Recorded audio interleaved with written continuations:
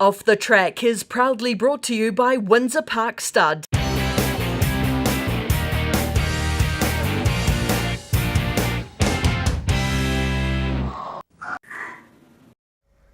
Well, hi and welcome to another Off the Track, brought to you courtesy of Windsor Park Stud. Of course, standing the new horse this season in Sham Express, the son of O'Reilly out of a Volksrad mare.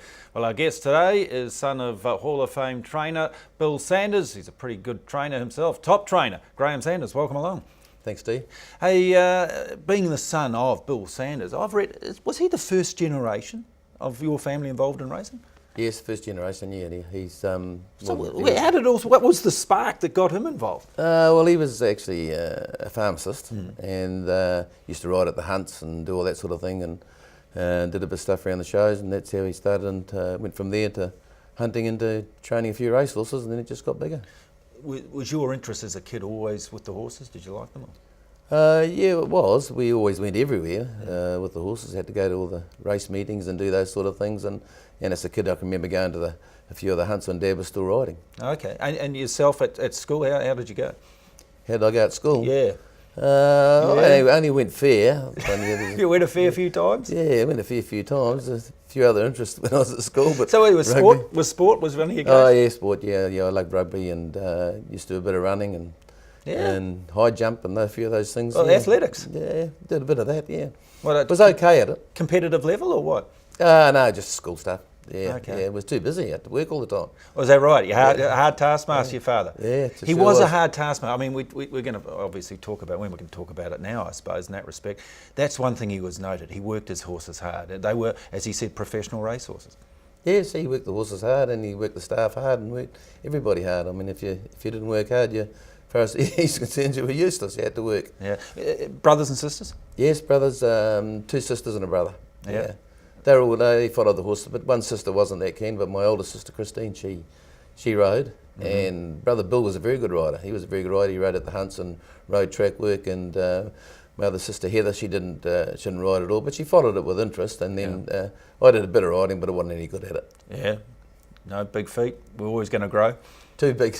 Too big? You prefer to be down on the ground? Yeah, I used to ride a bit of track work, and funny enough, Richard Gould and I used to ride track work together. Jeez. And I rode a bit of work, but I was never a good rider. I never really enjoyed riding actually, but didn't mind breaking the horses in and that sort of thing. Was it the expectation you'd always end up in racing though? Or did you at school have the tendency to say, look son, you go and become a pharmacist? Yeah, not really. No, my main interest was rugby and followed all sports. And then I went away. I worked in the shearing gangs and worked on farms and did a few things, and then came back and Dad was busy, so he had a job there and wanted me to help. So that's how it really started off. He was really a man ahead of his time. I mean, by all accounts, he had 5 training establishments there. Is that right?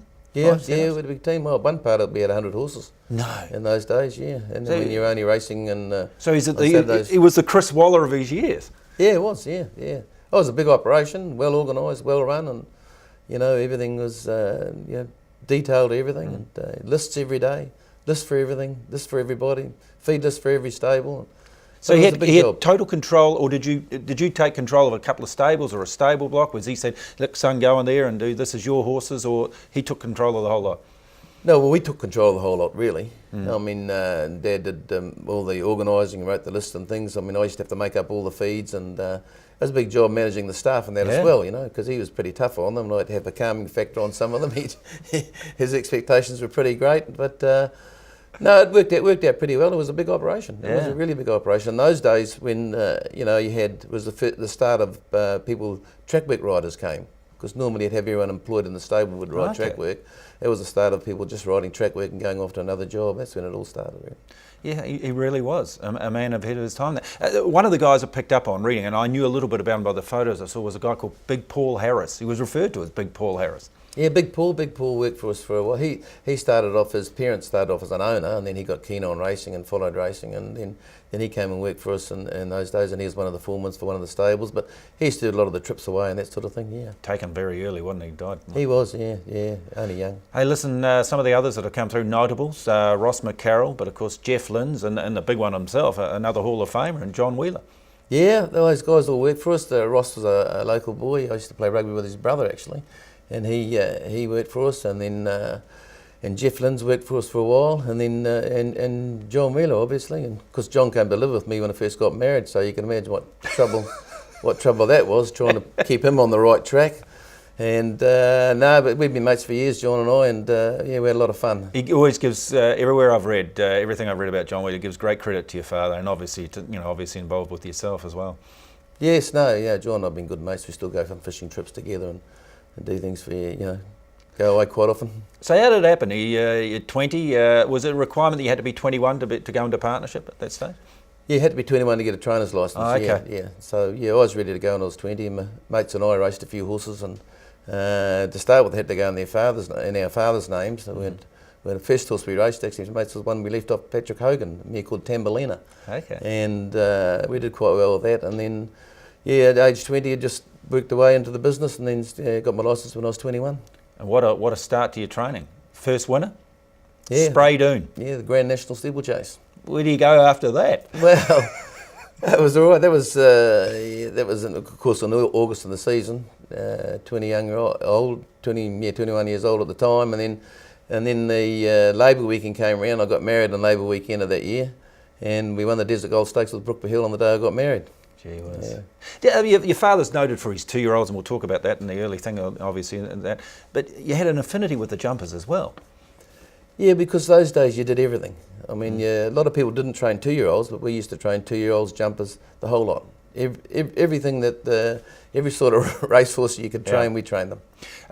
One horse you had at that particular time too, around that time, was a horse called Execute. Hey, gee, what a versatile horse he was. He was an amazing horse, Execute. Actually, won his first race at Tirapa, and only race he didn't win was a 2-year-old race and a maiden race. Yep. Those days you could go straight and run in hack races, and he won a hack race.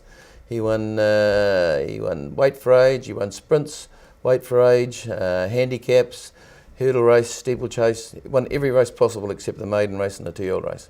How do you train a horse like that? I mean, you set a race for it, or you just keep taking whatever nomination comes up, or we'll put him in a jumps race, or we'll put him on the flat next, or... Well, I mean, you just because of the system we had, you just worked them hard, and when he was a bit fresh, you'd run him in the shorter races, and then.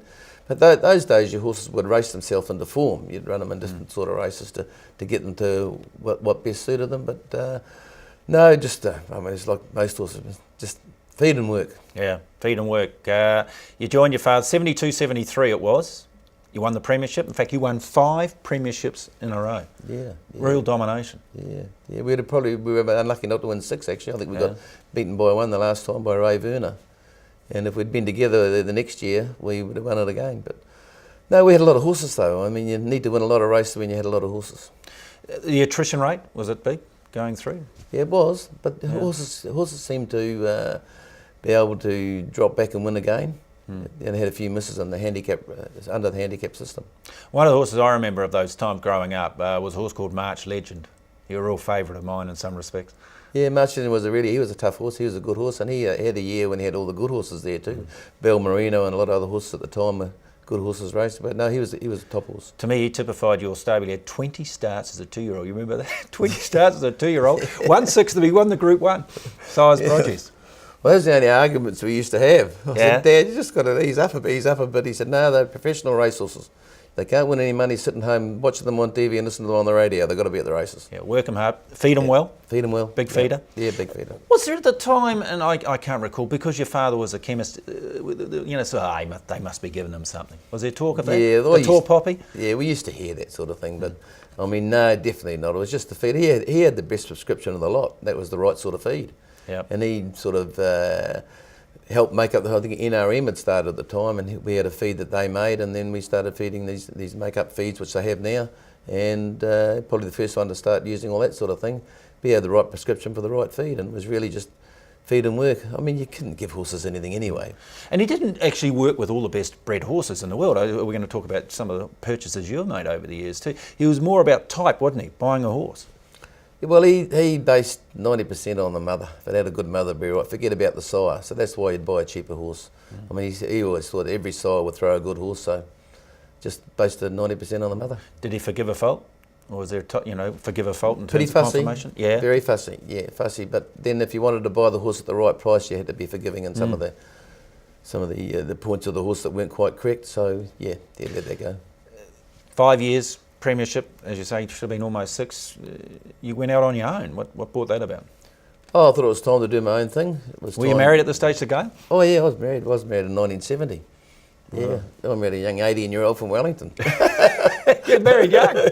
Got married young. I always wanted to get married young. Yeah? Yeah, because you're in a working environment and You just want to be mothered. You didn't want to do the dishes, you didn't want to cook. Yeah, I still don't. I'm that bloke in 10 minutes who's never been to the supermarket.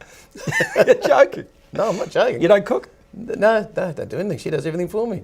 So you get them young and train them, and then that's the way it works. But you can't say that today, you get into trouble. Well, they're going to be writing in now. It's Graeme Sanders, people. It's Graeme Sanders. I'm a trainer. Yeah, exactly.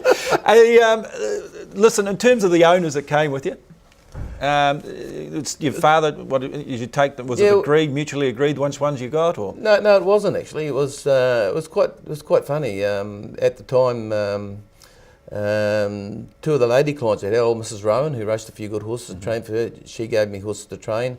Lola Fowler had a horse for her. And then some of the clients wanted to go with me, give the younger guy a bit of a go, and they came. But no, it was a bit difficult dividing things up. But Dad was pretty firm on what he wanted, and that was good. Right. I mean, he had to come dividing up the saddles even, things like that. I mean, never forget Chris McNabb and Colin Corney sorting out which saddle was which.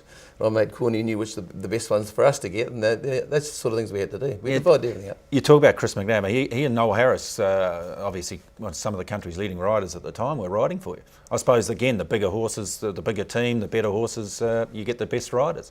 Yeah, no, they were good riders. We used to use Noel a lot, especially when we went down to Wanganui, and no, Chris McNabb came. He was a top rider, Chris McNabb. He was a tough rider, good rider. But over the years, we'd had a lot of good riders working for us. You know, we had Kevin Cullen came up from Central Districts and rode for us.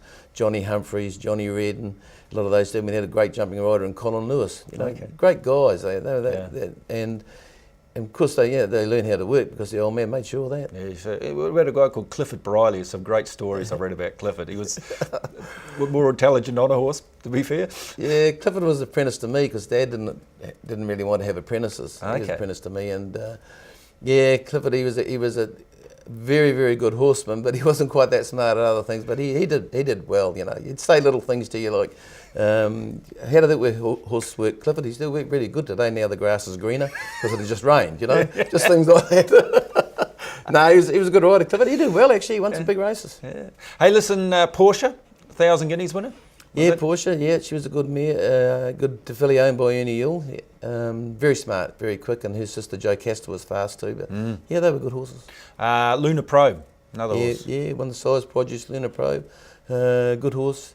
Sort of a lighter framed horse, but really lovely galloper.